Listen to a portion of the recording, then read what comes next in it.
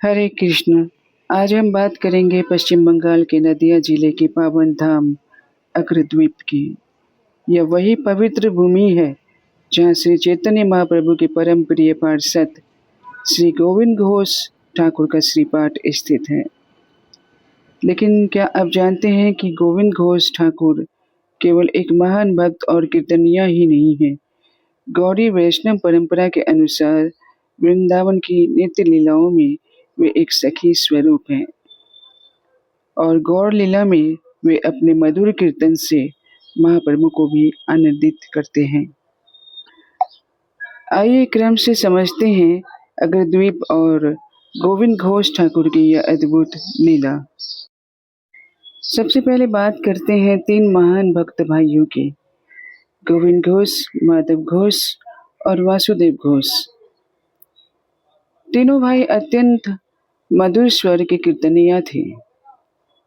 गौर गणोदेश दीपिका में वर्णन मिलता है कि ब्रज लीला में ये तीनों क्रमशः गुणतुंगा, रसोल्लासा और कलावती नाम की सखियां हैं और इन तीनों का काम है विशाखा सखी द्वारा रचित गीतों को गाना। और जब ये तीनों भाई गौर लीला में कीर्तन करते हैं तो उनके कीर्तन की ऐसी मधुरता थी कि स्वयं श्री चैतन्य महाप्रभु और श्री नित्यानंद प्रभु भी नृत्य करने लगते थे। अब आते हैं अग्रद्वीप की उस प्रसिद्ध लीला पर। जब श्री चैतन्य महाप्रभु जगन्नाथपुरी में रहते थे तब उनकी इच्छा हुई कि वे बंगाल के मार्ग से वृंदावन जाएं। उस समय गोविंद घोष ठाकुर भी उनके साथ थे। रास्ते में वे अग्रद्वीप पहुंचे। यहाँ का शांत वातावरण देखकर महाप्रभु प्रसन्न हुए। इसी स्थान पर एक लीला हुई जिसका वर्णन श्री चैतन्य चरितामृत में मिलता है। एक दिन दोपहर का भोजन करने के बाद महाप्रभु ने गोविंद घोष से हरिद्रकी मांगी। गोविंद घोष ने तुरंत हरिद्रकी निकालकर प्रभु को दे दी। महाप्रभु ने पूछा, गोविंद, इतनी जल्दी हरिद्रकी कहाँ से मिल गई? गोविंद घोष ने विनम्रता से कहा, प्रभु, मुझे लगा कि भोजन के बाद आपको इसकी आवश्यकता होगी, इसलिए मैंने पहले से ही रख ली थी। यह सुनकर महाप्रभु ने गोविंद को शिक्षा दी कि एक वैष्णव को भविष्य के लिए अत्यधिक संचय पर निर्भर नहीं होना चाहिए। भगवान जो आज देते हैं वही कल भी देने वाले हैं। और फिर महाप्रभु ने वहीं पर गोविंद को एक ऐतिहासिक आदेश दे दिया, तुम यहीं अग्रद्वीप में रुक जाओ और यहाँ भजन करो। यहाँ से आगे की कथा अग्रद्वीप की वैष्णव परंपरा में प्रसिद्ध है। कहा जाता है कि जब गोविंद घोष ने सुना कि उन्हें महाप्रभु से अलग रहना होगा तो वे अत्यंत विरह में डूब गए। उन्होंने प्रभु से प्रार्थना की, हे प्रभु, आपके बिना रहना मेरे लिए असंभव है। तब महाप्रभु ने उन्हें सांत्वना दी और आश्वासन दिया कि तुम मुझे कभी नहीं खोओगे, मैं तुम्हारे साथ रहूंगा और यहाँ एक अद्भुत लीला प्रकट होगी। इसके बाद गोविंद घोष अग्रद्वीप में ही रुक गए। स्थानीय लोग प्रेम से उन्हें घोष ठाकुर कहने लगे। कहा जाता है कि एक दिन गंगा में स्नान करते समय एक दिव्य वस्तु गोविंद के शरीर से टकराई। जब गोविंद ने उन्हें उठाने की कोशिश की तो वह बहुत भारी थी। उसी रात उन्हें स्वप्न आदेश हुआ कि वह वस्तु बहुत कीमती है। परंपरा के अनुसार उसी शिला से श्री गोपीनाथ जी की मनमोहक प्रतिमा प्रकट हुई और गोविंद घोष ने उनकी सेवा आरंभ की।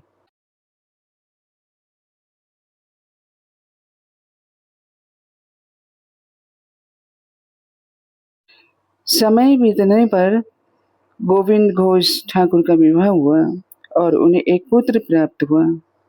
लेकिन बाद में उनकी पत्नी और पुत्र दोनों का देहांत हो गया। पुत्र वियोग में गोविंद घोष अत्यंत दुखी हो गए।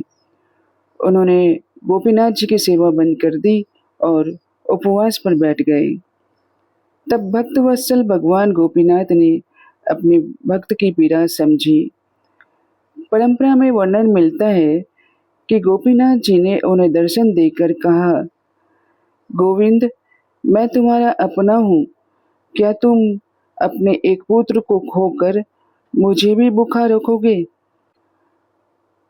गोविंद घोष ने कहा, प्रभु, हे प्रभु, मेरा तो अब कोई पुत्र नहीं रहा। मैं जब इस संसार से चला जाऊंगा तो मेरा श्राद्ध और पिंडदान कौन करेगा? तब गोपीनाथ जी ने वचन दिया, मैं स्वयं तुम्हारा पिंडदान करूंगा। यह सुनकर गोविंद घोष को सांत्वना मिली और उन्होंने पुनः प्रेम से सेवा आरंभ कर दी। समय आने पर गोविंद घोष ठाकुर ने अपना शरीर त्याग दिया। उनकी समाधि आज भी अग्रद्वीप के श्री राधा गोपीनाथ मंदिर के पास स्थित है। वैष्णव परंपरा के अनुसार गोविंद घोष ठाकुर की तिरुभाव तिथि पर श्री गोपीनाथ जी के द्वारा उनके श्राद्ध की परंपरा आज भी स्मरण की जाती है। इसी अवसर पर अग्रद्वीप में प्रसिद्ध घोष ठाकुर मेला लगता है, जिसमें दूर दूर से भक्त आते हैं और गोविंद घोष ठाकुर की समाधि एवं श्री गोपीनाथ जी के दर्शन करते हैं। तो भक्तों, गोविंद घोष ठाकुर की यह लीला हमें सिखाती है कि यदि हम भगवान पर पूर्ण विश्वास रखते हैं तो भगवान स्वयं अपने भक्त की हर चिंता अपने ऊपर ले लेते हैं। श्री गोपीनाथ जी और गोविंद घोष ठाकुर का यह प्रेम आज भी अग्रद्वीप धाम की महिमा का जीवंत स्मरण कराता है। यदि आप भी अग्रद्वीप धाम की यात्रा करना चाहते हैं तो वहाँ कैसे पहुँचना है, उसकी पूरी जानकारी मैंने वीडियो की डिस्क्रिप्शन में दे दी है। यदि आपको यह वीडियो पसंद आया हो तो इसे लाइक कीजिए, अपने वैष्णव मित्रों और परिवार के साथ शेयर कीजिए ताकि अधिक से अधिक भक्त इस पावन धाम की महिमा को जान सकें। और यदि आपने अग्रद्वीप धाम की यात्रा की है तो कमेंट में अवश्य लिखिए कि आपका अनुभव कैसा रहा, वहाँ की कौन सी बात आपके हृदय को सबसे अधिक स्पर्श कर गई। ऐसे ही गौर मंडल के अन्य दिव्य श्री पाठ और धामों की यात्रा में फिर जल्दी ही मुलाकात होगी। यदि आपने अभी तक श्लोकामृत चैनल को सब्सक्राइब नहीं किया है तो अवश्य कीजिए ताकि ऐसी आध्यात्मिक यात्राओं का कोई भी नया वीडियो आपसे छूट नहीं जाए। धन्यवाद। हरे कृष्ण।